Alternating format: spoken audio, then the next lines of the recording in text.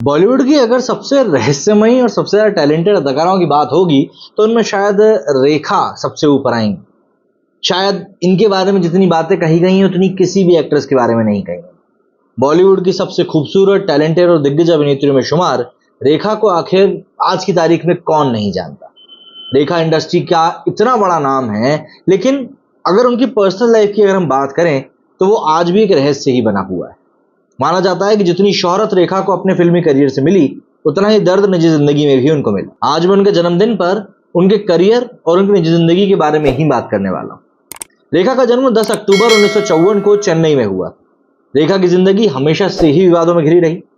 रेखा आज उस मुकाम पर है जहां पहुंचने के सपने लोग देखा करते हैं, लेकिन ये शोहरत पाने के लिए रेखा को भी कड़ी मशक्कत करनी पड़ी। रेखा ने बुलंदियों को छूने के लिए जो संघर्ष किया वो अपने आप में एक मिसाल है।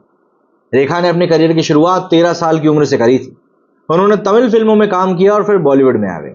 यहाँ यश चोपड़ा के साथ अन्य डायरेक्टर्स की फिल्मों में उन्होंने जबरदस्त अदाकारी दिखाई, नाम कमाया। जहां एक तरफ रेखा हिंदी सिनेमा का जाना पहचाना चेहरा बन रही थी, वहीं असल जिंदगी में उन्हें पराई औरत का दर्जा दे दिया गया था। रेखा की पर्सनल लाइफ में तमाम शख्स आए, यहाँ तक कि साथ काम करने वाले बेहद कम उम्र के लोगों के साथ उनके अफेयर के किस्से गढ़े। तमाम सच सामने नहीं आया, लेकिन इन किस्सों के सामने जो रेखा नजर आई, कभी उनको कोई प्यार रिश्ते में बदलता नहीं दिखा। प्यार के मामलों को लेकर रेखा हमेशा बदकिस्मत ही रही। रेखा की जिंदगी में 2 मुकाम ऐसे आए जिसने उन्हें बदल कर भी रख दिया। पहला, अमिताभ बच्चन से रेखा की मुलाकात। दूसरा, 1990 में मुकेश अग्रवाल से उनकी शादी।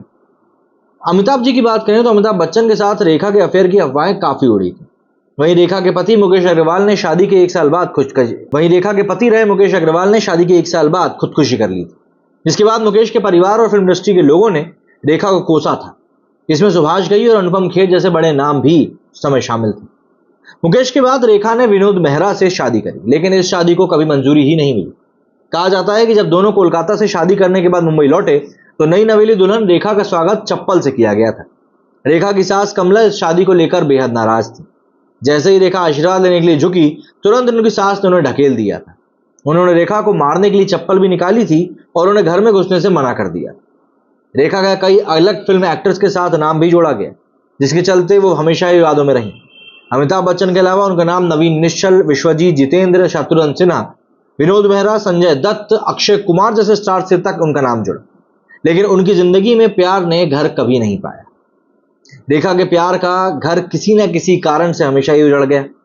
इस बात का असर इंडस्ट्री में उनकी इमेज पर भी काफी बुरा हुआ। रेखा के माथे का सिंदूर आज भी राज बना हुआ है।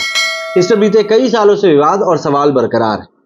लोग जानना चाहते हैं कि आखिर वे किसके नाम का सिंदूर लगाती हैं। रेखा ने ऋषि कपूर और नीतू सिंह की शादी में सिंदूर लगा रखा था और मंगलसूत्र भी पहना था।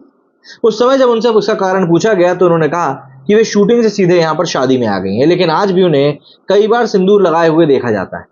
इसके पीछे का कारण क्या है ये कोई नहीं जानता। ऐसे में हिंदी सिनेमा में रेखा उन एक्ट्रेसेस में से एक हैं जिनके साथ एक गहरी खामोशी जुड़ी। बात होती है तो रेखा की खूबसूरती की, अदाकारी की, उनके रिश्तों की।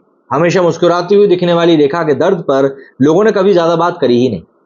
भले ही रेखा का करियर कितना ही बेहतरीन क्यों ना रहा हो, लेकिन उनकी निजी जिंदगी में जो दर्द उन्होंने खामोशी के साथ सहा है, उसके बारे में बमुश्किल ही कोई जानता है और शायद ही कोई बात करता है। लेकिन फिर बात वही आ जाती है कि बॉलीवुड में इस तरह के काफी सारे किरदार आए हैं और गए हैं, जिनकी जिंदगी रुपहले पर्दे पर जितनी सुनहरी दिखाई देती है, असलियत में वो उतनी ही काली और अंधेरी होती है। क्या कहना है आप लोगों का रेखा जी की जीवनी के बारे में कमेंट करके जरूर बताइएगा।